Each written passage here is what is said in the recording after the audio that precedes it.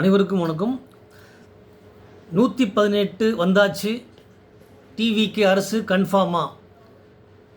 TVK 118 எண் எட்டியது. இப்போது ஆளுநர் அரசு அமைக்க அழைக்க வேண்டுமா என்பதை பார்ப்போம். தமிழ்நாட்டில் அரசியலில் கடந்த சில நாட்களாக நடந்து வரும் ஹங் அசெம்பிளி பரபரப்புக்கு தற்போது மிகப்பெரிய திருப்பம் ஏற்பட்டுள்ளது. முதலில் பெரும்பான்மை இல்லாமல் சிக்கலில் இருந்த டிவிகே தற்போது தேவையான 118 எம்எல்ஏக்களை ஆதரவை பெற்றுள்ளதாக தகவல் வெளியாகுள்ளது. இதனால் தற்போது எழும் மிகப்பெரிய கேள்வி, இப்போது ஆளுநர் டிவிகேவை அரசு அமைக்க அழைப்பாரா?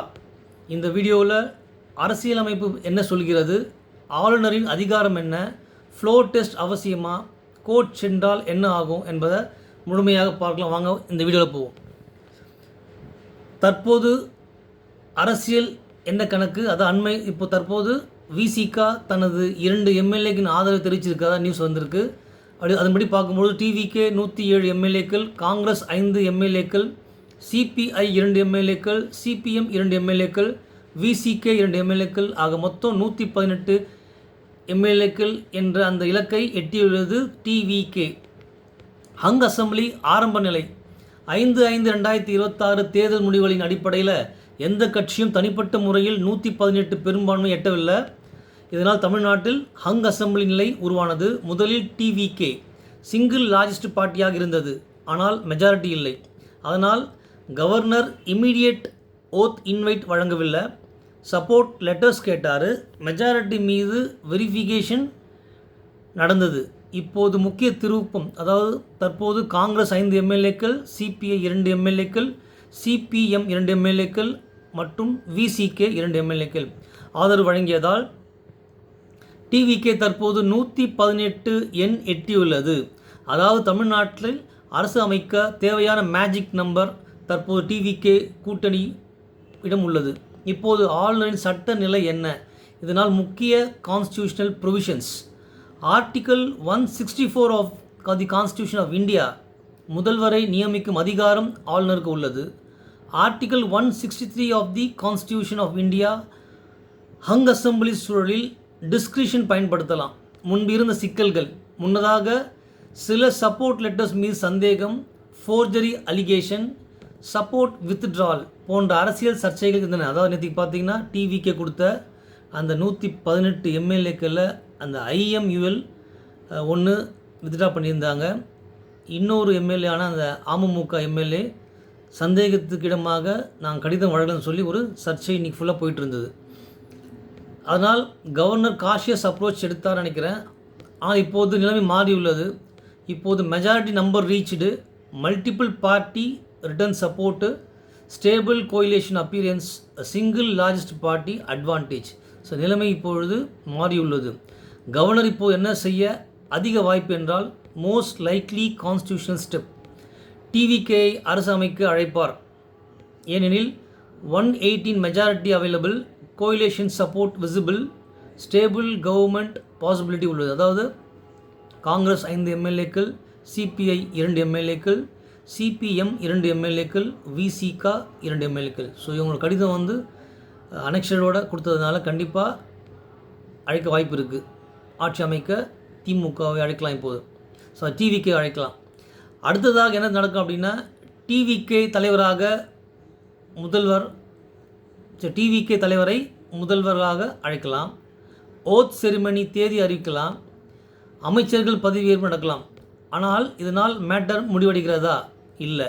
ஏனெனில் final majority proof is equal to floor test மட்டுமே. Final majority proof is equal to floor test மட்டுமே.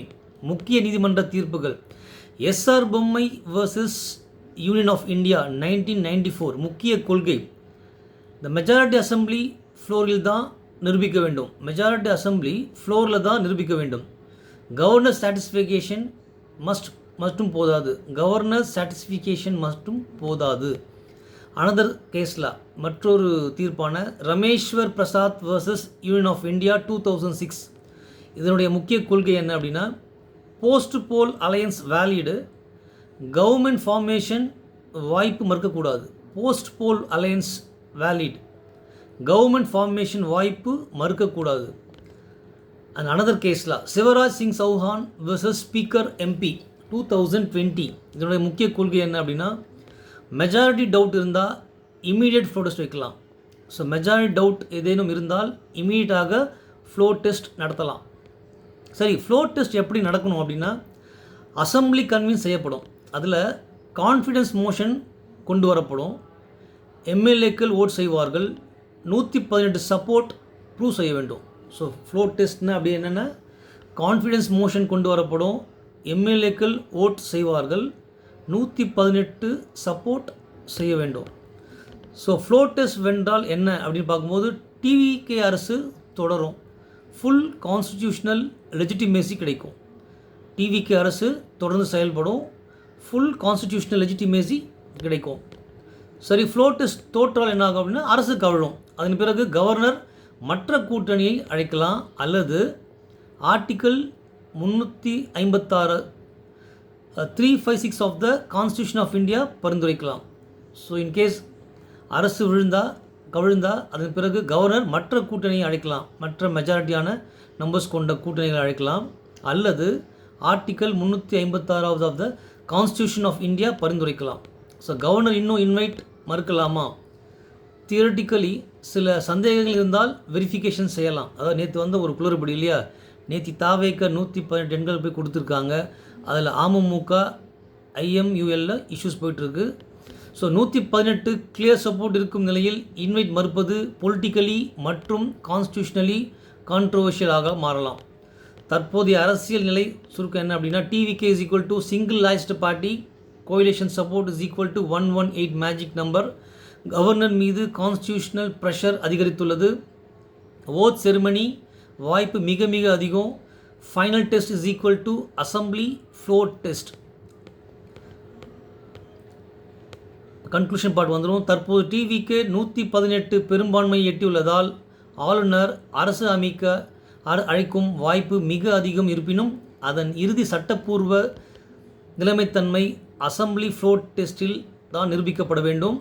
தற்போது ஆளுநர் 7 மணி அளவில் கேரளா செல்ல இருப்பதாக தகவல் வந்திருக்கு.